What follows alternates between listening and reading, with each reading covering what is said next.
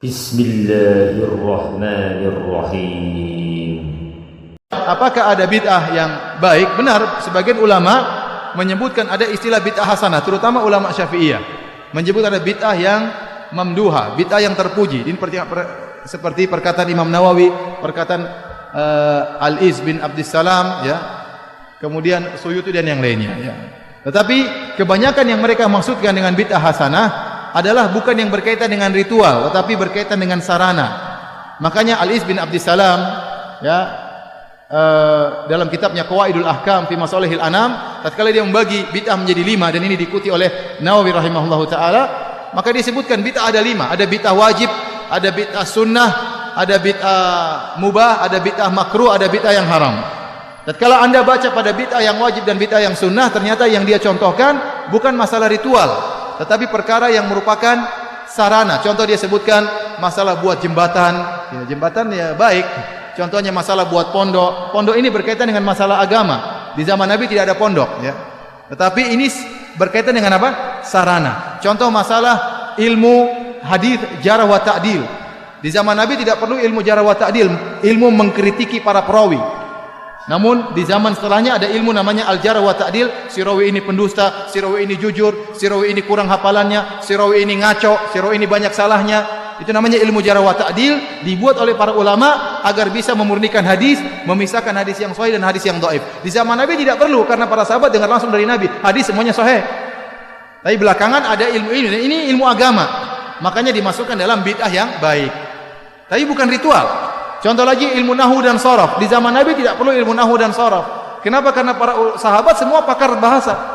Kita ini yang bahlul-bahlul ini yang tidak ngerti bahasa Arab, maka perlu belajar ilmu nahwu dan ilmu sharaf. Tetapi ini bukan ritual.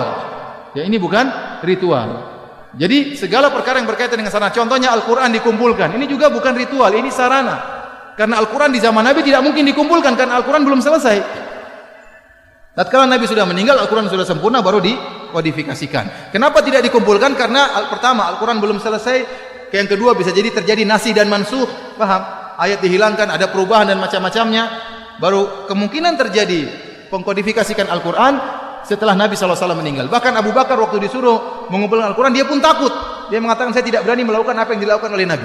Padahal ini boleh, tapi dia pun takut melakukan suatu perbuatan yang tidak dikerjakan oleh Rasulullah sallallahu alaihi wasallam, sampai Allah melapangkan dadanya, kemudian dia mengumpulkan apa? Al-Qur'anul Karim.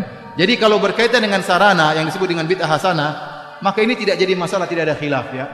Bahwa ini tidak mengapa. Yang kita permasalahkan kalau ritual, timbul ritual baru yang tidak dikerjakan oleh Nabi sallallahu alaihi wasallam. Contoh yang saya lihat di Mekah. Kita habis tawaf, ada namanya salat 2 rakaat setelah tawaf. Sebagian orang Indonesia, mereka bikin lagi solat 2 rakaat setelah sa'i. Saya tanya sama antum, itu bid'ah atau bukan? Solatnya bagus atau tidak? Bagus, tapi tidak diterima.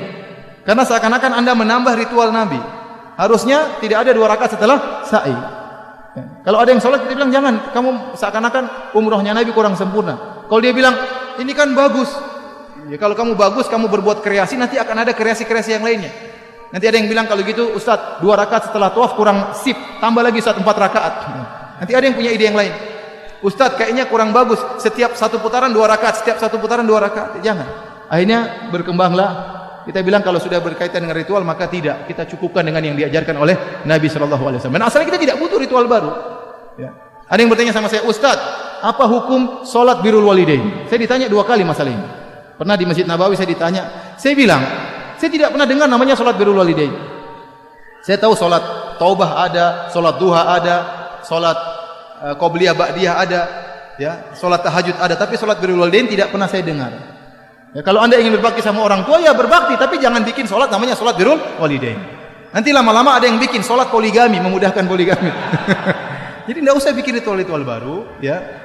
Nah, tapi kalau berkaitan dengan sarana, maka ini tidak jadi masalah. Mikrofon, YouTube, itu semua bid'ah hasanah secara bahasa, ya, sama seperti mengkodifikasikan Al-Quran, ilmu jarh wa ta'dil. Tapi kalau bikin ritual baru, sebaiknya kita tinggalkan. Yang jelas-jelas saja ada dan full, tidak bisa kita kerjakan semuanya, maka tidak perlu kita bikin ritual-ritual yang baru. Wallahu a'lam bishawab.